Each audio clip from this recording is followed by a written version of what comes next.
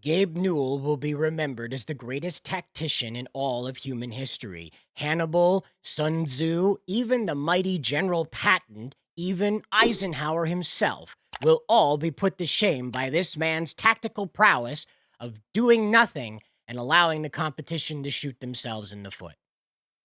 And that's exactly what this meme says. It's partially cut off because of how the window's set up here, but you'll have to forgive me. But that's what this meme says right here. We'll zoom back out. You take a look at it for yourself. And it says right here, do nothing, and the competition keeps shooting themselves in the foot. What is this business strategy called? You'll have to let me know down in the comments. Can you help me name the business strategy that will be remembered in the history books of how Gabe Newell took over the entire gaming industry while simply doing nothing? So here we have, and he can't even count to three, by the way. Can you believe that? A guy did all this, can't even count to three. So Culture Crave brings us this information, though. And it says ex Amazon gaming VP said they failed to compete with Steam despite spending loads of time and money. I got that backwards. Time and money.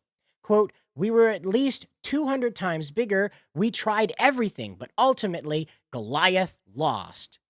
Interesting terminology this man uses. And who might this man be? Well, this is good old Ethan Evans, retired Amazon Gaming VP. And he says, as the VP of Prime Gaming at Amazon, we failed multiple times to disrupt the gaming platform Steam.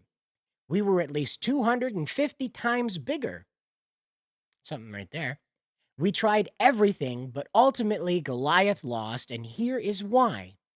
The 15-year-long attempt to challenge Steam started before I was VP of Prime Gaming, but we never cracked the code, not under my leadership or anyone else's.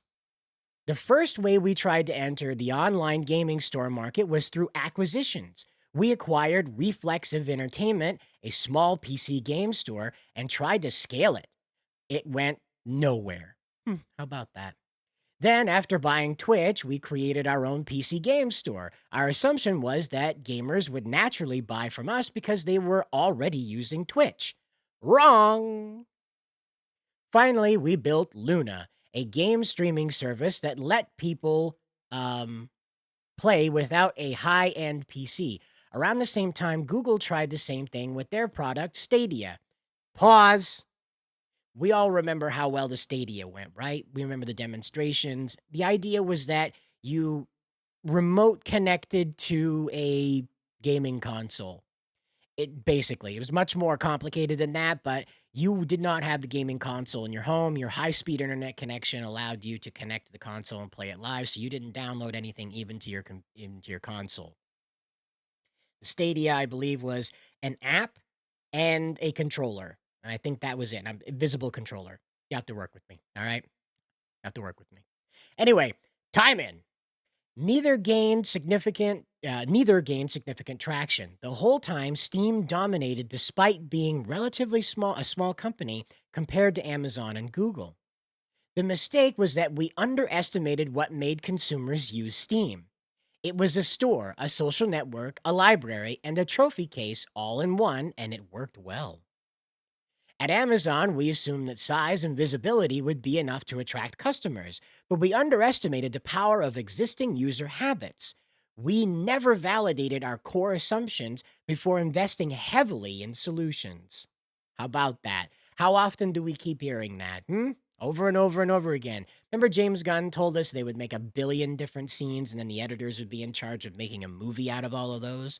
Kind of sounds pretty familiar, right? Like they were just throwing things at the wall, cash included, and if anything stuck, they ran with it until it burned up. The truth is that gamers already had the solution to their problems, and they weren't going to switch platforms just because a new one was available. How about that? We need to build something dramatically better, but we failed to do so. And we needed to validate our assumptions about our customers before starting to build. But we never really did that either. Just because you're big enough to build something doesn't mean people will use it. And in the end, that's the reality that we're looking at here with Amazon and all of these challengers to Steam. Eventually, Epic Games will probably fall by the wayside themselves, despite their best efforts. It's not that Steam is some kind of juggernaut that takes out competition at the knees or whatever. It is simply that Gabe Newell, at his core, is a gamer. He's a game developer. So he respects what it is to be a gamer at the DNA level. It's not something he's trying to maximize into a marketplace. He simply said, what if all the things I like about this hobby of mine, this profession I have chosen as a developer, what if all those things were in one place as opposed to scattered to the wilds of the internet, message boards here and there, different WinRAR packets here and there, torrents here and there? Why not make a place where all of that can exist in one place and have a trophy case to show off your achievements involving all that stuff? It seems pretty simple now, but back in the day, this was a pretty revolutionary concept to put not just the stats, not just the discussion in one place, but also the market space. That's a pretty interesting concept to throw together. This is more than reviews because these people are out here solving problems, and you can watch these guys do coding updates right there, like we watched with Concord, and they had different coding updates before they took the game down off of Steam completely. And this again is another revolutionary factor about Steam that shows you that it's more invested in the DNA of gaming than it is in the marketplace of gaming, and that's why it remains king in the marketplace. Just like any other authentic, true blue creation would. And that again, so in a world where everything is disposable, in a world where physical media is being erased, in a world where what it is to play games means so much about your politics and how you see the world and what you think of women. In a world where all that's happening, Gabe Newell says, here, have a discount, have a place to talk to your friends, show off your trophies, and by all means, please support independent developers who are not involved with the crazy stuff. So here you are. You have an opportunity to take over the world, and Gabe Newell has paved the road for you to do that. He even allows other developers to sponsor other newer developers. So if you don't have the money to purchase a listing on Steam, because it's not free, you actually have to meet a muster, in order to get on there. If you don't have that, Gabe allows other developers to donate toward your cause to get your game listed.